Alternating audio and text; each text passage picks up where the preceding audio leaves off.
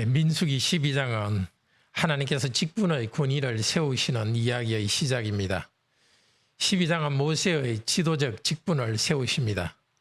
대제사장 아론과 여선지자 미리암, 그들의 한계를 넘어서 모세에 대해서 도전하지 못하도록 만드십니다.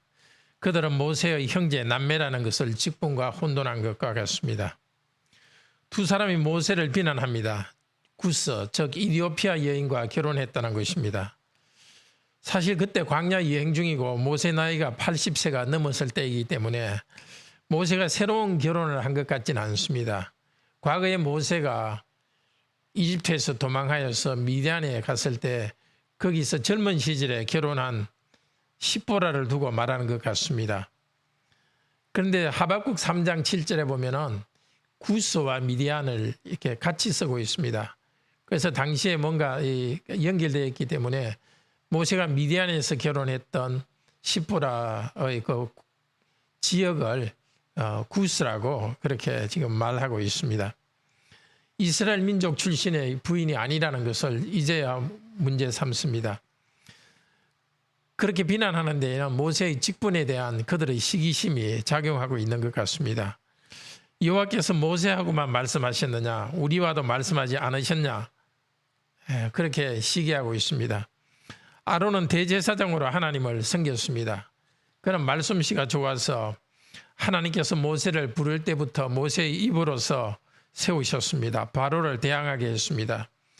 미리암은 모세의 그 누나인데 여선지자로서 이스라엘 백성이 홍해를 건넌 다음에 속고 조그만 북을 치면서 여인들의 찬양을 인도했던 사람입니다. 그들은 대제사장과 또 선지자로서의 직분이 있습니다. 그런데 모세의 특별한 지도자적인 위치에 대한 시기심이 있어서 혼인 문제를 터집 잡은 것 같습니다. 2절에 보면 여호와께서 들으셨다고 합니다. 그리고 3절에서 모세는 이 세상에서 온유함이 어떤 사람보다도 더 컸다고 칭찬합니다. 모세는 자신에 대한 비방과 그의 직분에 대한 도전에 대해서 침묵했습니다. 그러나 하나님께서는 들으셨습니다. 우리가 여기서 교훈을 받아야 되겠습니다. 직분자는 다른 사람으로부터 비난을 들을 때에 제일 먼저 할 일은 침묵하는 일입니다. 하나님이 듣고 계십니다. 침묵 속에서 하나님의 위로를 받고 하나님의 일하심을 기다려야 되겠습니다. 여호와 하나님께서 들으시고 회막으로 나타나셨습니다.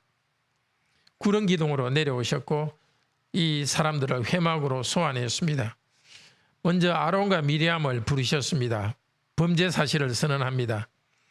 하나님께서 선지자들에게 환상과 꿈으로서 계시를 하지만 모세의 경우는 하나님의 집에서 내 집에서 충성하여, 그러니까 하나님의 집에서 충성하는 특별한 종으로서 위치가 있다는 것입니다. 그리고 하나님께서는 대면하여서 음성으로 말했다고 합니다. 대면은 입과 입으로라는 뜻입니다.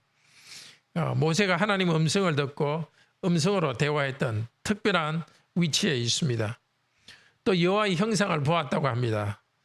출애굽기 34장에 보면 하나님께서 모세에게 자신의 등을 보여주었다 합니다. 계시 역사상 하나님께서 가장 가까이 하신 사람이 바로 모세입니다. 대제사장 아론이나 또 선지자 미리암과는 다른 특별한 구약 계시를 전달하는 내 종이라는 특별한 직분이 있었습니다. 그 직분을, 특별한 직분에 대해서 두 사람이 도전한 것에 대해서 책망하십니다. 8절에서 너희가 어찌하여 모세를 비방하기를 두려워하니 하느냐 하고 하나님은 진노하시고 떠났습니다. 구름 기둥이 떠났습니다. 여호와께서 떠나시자마자 미리암이 나병이 걸렸습니다. 아론과 미리암 두 사람이 모세를 비방했는데 미리암만 문둥병의 벌을 받은 이유는 뭘까요? 아마 미리암이 불평을 먼저 시작하고 아론은 동조한 것 같습니다. 그리고 아론은 대제사장으로서 더 뚜렷한 직분의 옷을 입고 있었기 때문에 또 모세의 입이라는 직분이 있었기 때문에 아론에게 직접 벌은 내리지는 않은 것 같습니다. 자, 하나님의 말씀, 하나님께서 말씀하시고 떠나시고 미리암이 문둥병에 그 나병에 걸렸습니다. 그런데 모세에게 호소하는 것은 아론이 호소합니다. 대제사장으로서 직분자로서 아론이 모세에게 호소합니다. 우리가 바보스러운 일을 하여 죄를 지었으니 그 벌을 우리에게 돌리지 마소서, 치료해 주소서라고 호소합니다. 모세는 하나님께 부르짖었습니다. 그녀를 치료해 주소서. 여호와께서 바로 응답하십니다. 그녀의 아버지가 그녀의 죄에 대한 벌로서 얼굴에 침을 뱉었다 하더라도, 그런 벌을 내렸다 하더라도 부끄러운 일에 대한 심판을 7일 동안 당하게 하지 않겠느냐. 하물며 하나님이 내가 그에게 징계를 했는데